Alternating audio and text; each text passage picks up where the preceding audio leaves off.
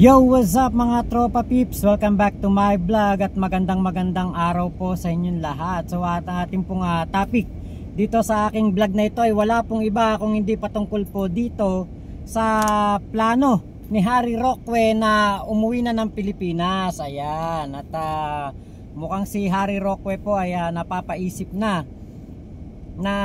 tapusin na ang kanyang pagtatago. Kasi nga po syempre, di ba, nasa The Hague siya, sa Netherlands, mahirap ang kanyang sitwasyon. At siguro na rin ayaw niya na rin na umabot pa sa punto na siya ay kakalag ka rin pa uwi ng Pilipinas. Ngayon ito po yung kanyang video, pakinggan po natin. At nag-iisip na nga po ako kung mas mabuti pa sigurong umuwi na lang ako ng Pilipinas at kahit pa paano labanan ng Marcos administration sa loob ng kulungan. Kasi sa mga pangyayari po dito sa Tatay Digong sa The Hague, hindi ko naman pumaatim na panuurin lang si Tatay Digong habang nakakulong at walang nangyayari. Hindi po tayo nagkulang sa pagbibigay ng suhestyon, kaya lang po hindi po tayo ang nagdedesisyon para kay Tatay Digong. So ganun yan pong ka-frustrated ako at iniisip ko nga siguro mas mabuting labanan na yung aking walang saysay na kaso sa Pilipinas at labanan si Marcos dyan sa Pilipinas muli. Dahil kayo namang mga Pilipino, ano ba yan, 2 taon na ako nagsasalita, nagwawakwak dyan sa Marcos ngayon na nagsasabi na wala ng dahilan para magpatuloy pang mamuno ang tao na wala sa tamang pag-iisip. Wala namang gumagalaw dyan sa Pilipinas. Hindi po krimen kung hihingi natin ang pagbibitiw ng isang presidenteng walang saysay. Ngayon po, papunta siya sa Estados Unidos, hindi natin alam kung anong gagawin niya. Ang gusto po nila ay pumasok tayo sa hindi makatarungang trade agreement sa Amerika na hindi tayo papayag na magkaroon ng mas malayang kalakalan sa kahit anong bansa na hindi kakampi ng Amerika. Ayan, so napapaisip na nga itong si Harry Roque na umuwi na lang po ng Pilipinas dahil nga po sa hirap ng kanyang sitwasyon.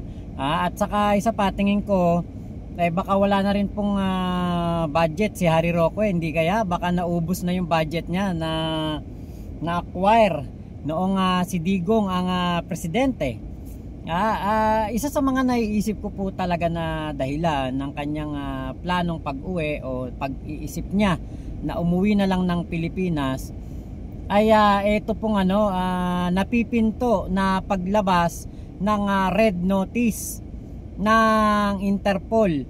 At kapag po kasi ang ating bansang Pilipinas, ang ating gobyerno ay nag-request na po sa Interpol na maglabas ng red notice patungkol dito kay Harry Roque, talaga pong mapipilitan etong si Harry Roque umuwi.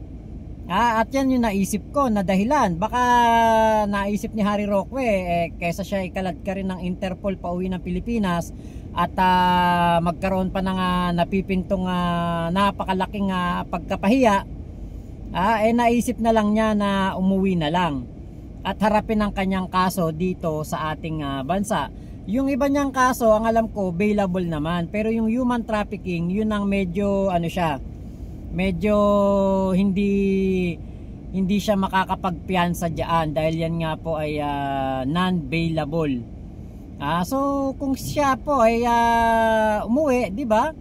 Mas okay pa 'yon dahil siya ay nasa kanyang bansang sinilangan, at hindi niya na kailangan magtago ng magtago, tumakbo ng tumakbo, magpalipat-lipat ng bansa, manguto ng kung sino-sino.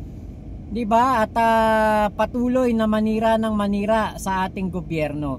Wala namang nanggigipit kay Harry Roque, wala namang kumbaga sumisikil sa kanya, diba? Siya naman ang dahilan ng kanyang kabiguan ngayon sa buhay. Siya ang may gawa nito. Kung siya po ay nakakaranas ngayon ng ganyang problema na kinakaharap, diba? Kasalanan niya 'yon. Wala pong may ibang kasalanan yan. Na-booking po kasi, di ba nga, na meron siyang koneksyon sa mga Pogo. O meron siyang koneksyon sa mga Chekwa. Meron siyang koneksyon sa mga Chekwa na parang gustong mga bumili parang ganon, bumili ng mga properties dito. Meron siyang connection kay Cassandra Leong. Diba? Mas okay na yun na umuwi ka na lang, Harry Roque, at face it like a man. Face your problem like a man. Diba? Harapin mo yung mga problema mo rito sa Pilipinas, hindi yung bubunganga ka ng bubunganga dyan sa Netherlands. Diba? Pero yung mga pinagsasasabi mo, wala ka namang mapatunayan. Yung sasabihin mo na hindi krimen ang magkaroon ng panawagan na magbitiw si Pangulong Bongbong Marcos. Yung mga tao parang inuutusan mo, parang tinuturuan mo na mag people power. Parang tinuturuan mo yung mga Pilipino na tawag doon, yung mag-aklas laban kay PBBM. Samantalang ang ating Pangulong Bongbong Marcos naman trabaho naman ng trabaho, gawa naman ng gawa, kilos naman ng kilos. Hindi naman nagpapabaya. Yung anito mo na si Sara, yun nga ang lakwatsa ng lakwatsa. Yun nga ang punta ng punta dyan sa dahig at inuuna ang kanyang pamilya kaysa sa bayan. Tapos tuwan-tuwa pa kayo dahil si Sara ang merong pinakamataas na trust rating. Sa totoo lang, oo nga siguro baka may tiwala kay Sara ang mga Pilipino. Pero hindi nangangahulugan na siya ay nagtatrabaho ng tama. Dahil mas inuuna niya ang paglalakwatsa. Diba? Kaya ito pong si Harry Roque, tama lamang na siya ay umuwi na lamang. At nang matigil din ang kanyang pagbubunganga. Tignan natin kung hanggang saan siya dadalhin ng kanyang tapang sa pagbubunganga. Yung kanyang mga sinasabi against sa PBBM, First Lady Lisa Marcos at kila House Speaker Martin Romualdez at sa iba pa na mga tauhan ng gobyerno na kino-question ni Harry Roque ang ginagawang pagtatrabaho.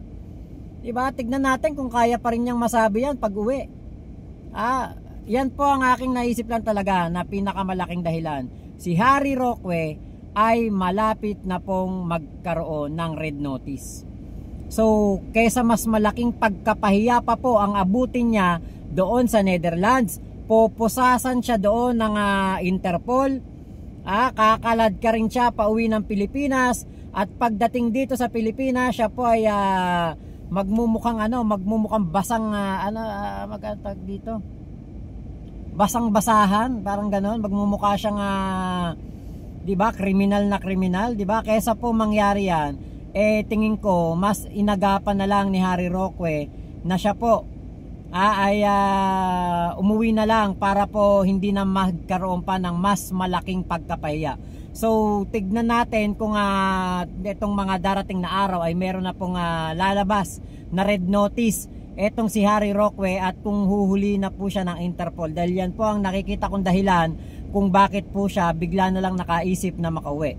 Pero alam nyo, maganda rin na si Harry Roque mahuli po ng Interpol at pauwiin dito sa Pilipinas. Alam niyo po ba kung bakit?